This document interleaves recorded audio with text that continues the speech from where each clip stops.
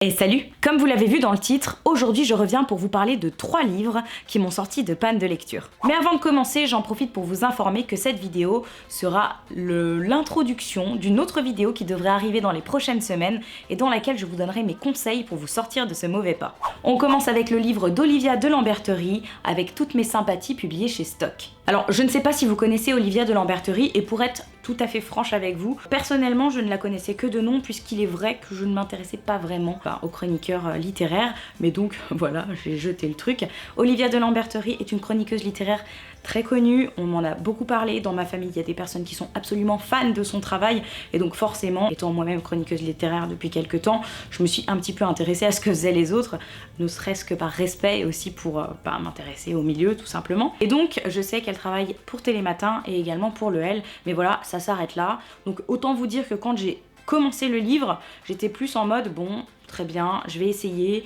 mais j'étais pas du tout...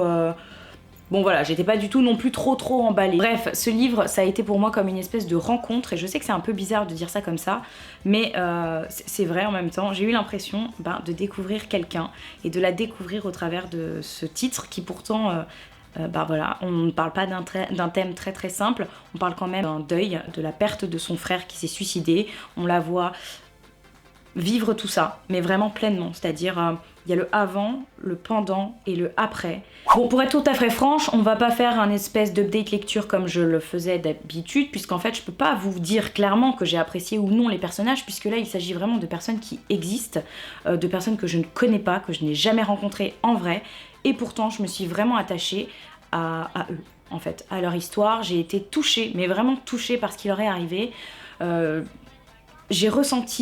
J'ai eu l'impression de ressentir, parce que je peux pas dire que j'ai ressenti ce qu'ils ont ressenti, ce n'est pas vrai, puisque je ne l'ai pas vécu moi-même, mais voilà, j'ai été vraiment interpellée par tout ce qui s'est passé dans l'entourage de l'autrice, mais aussi j'ai eu l'impression de partager ces moments difficiles et douloureux avec elle, et ce qui est d'autant plus difficile à faire que, en général, c'est pas le genre de livre qui personnellement me fait plaisir, ou me fait vibrer, ou m'embarque complètement. Et là, c'est vraiment la manière dont c'est écrit, je pense, qui m'a vraiment alpagué comme ça, tu vois, il m'a pris dans la rue, paf, il m'a mis là, et genre je l'ai dévoré. Donc, au-delà de l'aspect du livre lui-même qui m'a profondément bouleversée, c'est aussi la femme qui est Olivia de Lamberterie qui m'a aidée à sortir d'une énorme panne de lecture, qui n'en était en fait pas tellement une, puisque c'est moi qui... Je lisais, mais je n'avais plus ce goût pour la lecture, et sa manière de voir les choses, sa manière d'aborder son travail, sa manière de vivre son travail et ses lectures, ça m'a vraiment apporté quelque chose, et ça m'a aidé à voir tout ça de manière plus posée, plus calme, et d'enlever un petit peu cet esprit de contrainte que je m'impose toute seule tout le temps. La prochaine lecture dont je vous parle est un livre dont je vous ai déjà parlé sur la chaîne, puisque j'ai eu l'occasion de collaborer avec la maison d'édition pour vous le présenter, et il s'agit d'un partenariat qui était rémunéré. La Nouvelle Arche est publiée chez Michel Lafon, n'est-ce pas Julie? Absolument. Et comme vous le savez, moi dans mes partenariats rémunérés, en général je fais en sorte de ne pas donner mon avis, et je crée du contenu en plus pour cette fois-ci revenir sur le sujet. Et donc s'il est ici, forcément, de toute façon, si je l'ai présenté de base, forcément, c'est que je l'ai aimé. Mais là, je vais justifier le pourquoi du comment. Mathilde et son peuple vivent partiellement sous terre, et ils sont en guerre contre un ennemi qu'ils ont oublié. Ils se cachent en fait d'un ennemi qu'ils ont juste zappé. Ça paraît un peu fou, mais voilà, c'est quelque chose qui a été effacé de la mémoire collective. Ils ne savent pas qui est-ce qu'ils sont en train de fuir et pourquoi. La seule chose qu'ils savent, c'est que leur peuple est atteint d'un trouble un peu étrange, puisqu'il se trouve que les femmes sont incapables de concevoir des enfants, c'est-à-dire qu'elles tombent enceintes, mais elles n'arrivent jamais à terme, et la gestation ne se fait pas. Pour leur survie, ils sont donc obligés d'élever leurs embryons en batterie dans des utérus artificiels. Mais le jour où un incident inconnu se produit et que la vie d'un embryon pratiquement à terme est remise en cause, Mathilde va commencer à se poser des questions. Bah oui, forcément.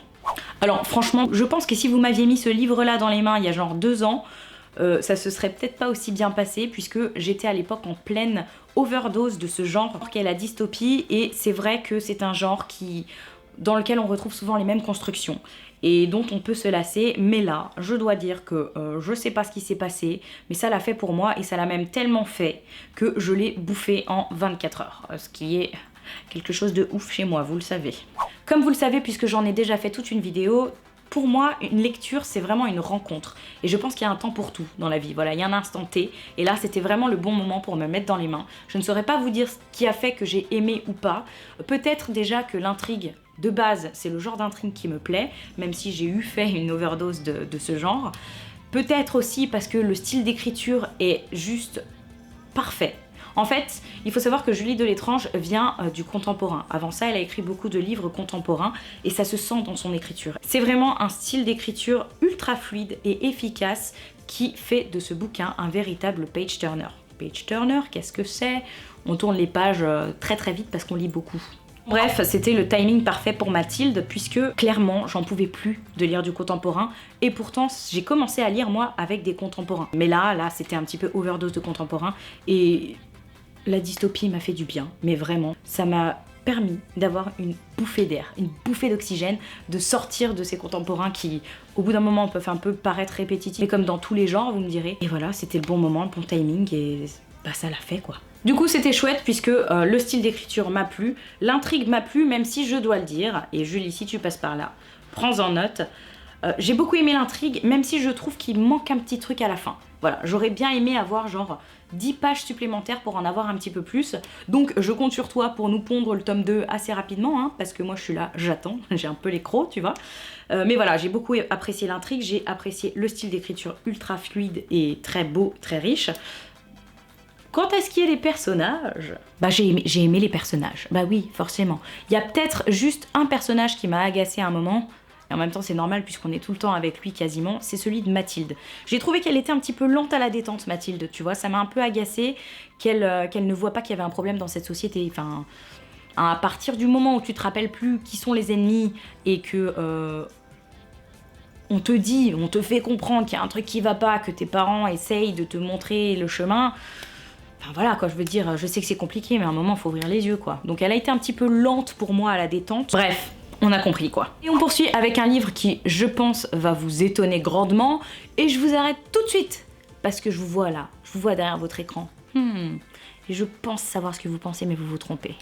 Je n'ai jamais lu Le Pacte d'Emma de Neil Gaiman. Je n'ai jamais lu, non, je n'ai jamais relu Le Souffle de Midas depuis qu'il a été édité de Alison Germain. Je n'ai encore jamais lu Will You Play de Moody Take a Book, Alicia Garnier.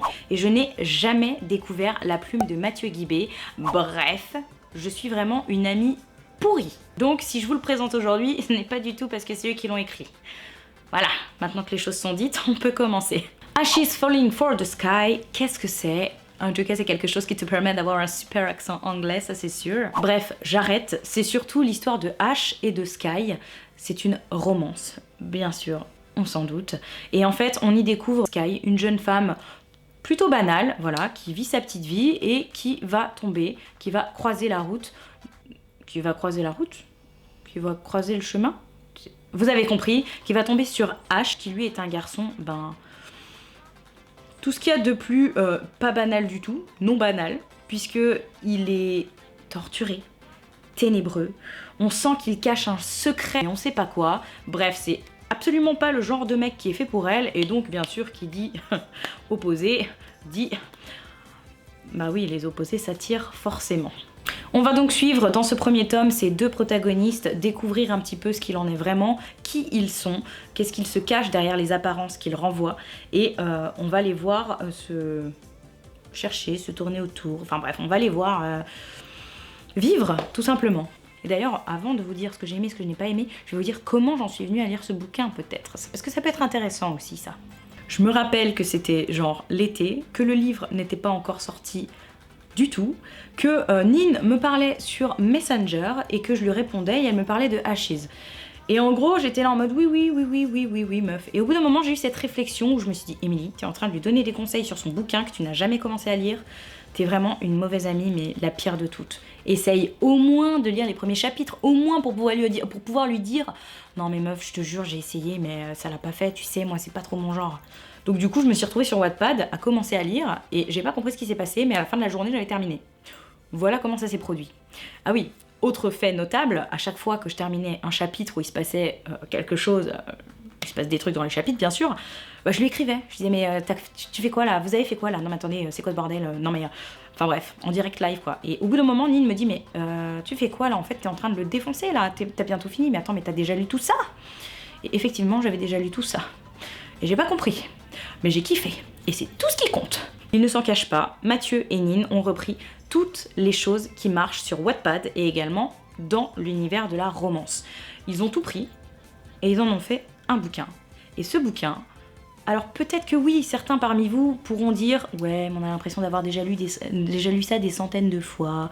Ouais, mais machin, mes trucs. » Peut-être, je sais pas, peut-être. Personnellement, j'en lis pas, mais je sais ce qui se passe en général. Le fait est qu'en tout cas, ça marche. Ça marche puisque ça a réussi à me convaincre, moi, la nana, qui est la plus réfractaire à lire de la romance, surtout en ce moment. Et bah ça a marché, ça a marché. Et je ne saurais pas vous dire ce qui a marché. Peut-être que c'est le fait que, oui, l'intrigue est sympa, parce que voilà, les clichés, en général, c'est pas que de la merde, hein, les clichés. Il y a souvent des belles choses dans les clichés, et c'est d'ailleurs pour ça que ça devient des clichés. Donc déjà, l'intrigue est chouette, mais surtout, la psychologie des personnages est incroyable, incroyable. Ça porte complètement l'intrigue, ça porte tout ça, et c'est surenchéri, je surenchéris en disant que tout ça ne serait pas possible sans l'écriture fluide et riche de Nin et de Mathieu. En vrai, j'ai lu le bouquin et genre je me suis dit mais Émilie t'es vraiment la pire, parce que tu savais pas qu'ils écrivaient aussi bien les deux et t'as loupé vraiment quelque chose. Parce que c'est pas le tout de reprendre les choses qui marchent sur Wattpad et les choses qui marchent dans la romance. Il faut savoir le faire. Et là c'est fait mais à la perfection. Je trouve que c'est d'une fluidité folle et je m'en veux profondément parce que je ne savais pas qu'ils étaient si doués tous les deux et c'était vraiment agréable. Ça a été une lecture ultra agréable et j'attends le tome 2 impatiemment même si je sais tout ce qui se passe dedans. Donc oui. J'ai lu Ashes Falling for the Sky, qui est un livre qui pourtant ne semblait pas être fait pour moi, et ça l'a fait. Donc comme quoi, arrêtez de penser qu'il faut rester dans les genres, arrêtez de faire comme moi. Quoique non, je dis arrêtez de faire comme moi, mais quand même je lis beaucoup de choses. Mais voilà, faut pas partir sur des préjugés dans la vie. Bref, comme vous le voyez ou comme vous l'avez vu au cours de cette vidéo avec tous les livres, enfin les 3 livres que je vous ai présentés, il est clair que quand on est en panne de lecture, j'estime qu'il faut vraiment sortir de sa zone de confort. Je pense que le premier conseil que j'ai envie de vous donner dans cette vidéo, et on en reparlera dans la prochaine, c'est qu'il faut que vous sortiez de votre zone de confort en fait. Ne vous cantonnez pas à un style ou à un genre que vous aimez. Essayez d'autres choses, tentez les choses, découvrez, même si ça marche pas tout de suite, même si c'est pas ce qu'il vous faut, n'hésitez pas à essayez. Voilà, vous ouvrez un livre, vous lisez 20 pages. Si les 20 pages vous transportent, tant mieux, sinon tant pis, vous reposez. Mais voilà, moi je pense vraiment que la lecture c'est un plaisir. J'en ai déjà parlé dans une autre vidéo, la lecture c'est aussi un instant T. On l'a vu tout à l'heure avec le livre de Julie, peut-être que si je l'avais lu avant, j'aurais moins aimé. Le fait est que je l'ai lu maintenant et que je l'ai aimé. Et je vous invite donc vous aussi à lire ce qui vous fait envie et uniquement ce qui vous fait envie. Ne vous contraignez pas et surtout, ne partez pas sur des préjugés. Lisez de tout. Voilà, ce sera mon premier conseil. Et en parlant de conseils, j'en profite pour vous rappeler que bien sûr, les commentaires sont ouverts, donc n'hésitez pas à me partager vos derniers coups de cœur, mais surtout les bouquins qui vous ont fait sortir de panne de lecture à vous aussi. Et donnez-moi vos astuces, bien sûr, et posez-moi des questions sur le sujet si vous en avez. On se retrouve sur les réseaux sociaux et très vite sur la chaîne. Je vous fais de gros bisous et je vous souhaite de très belles lectures. Ciao!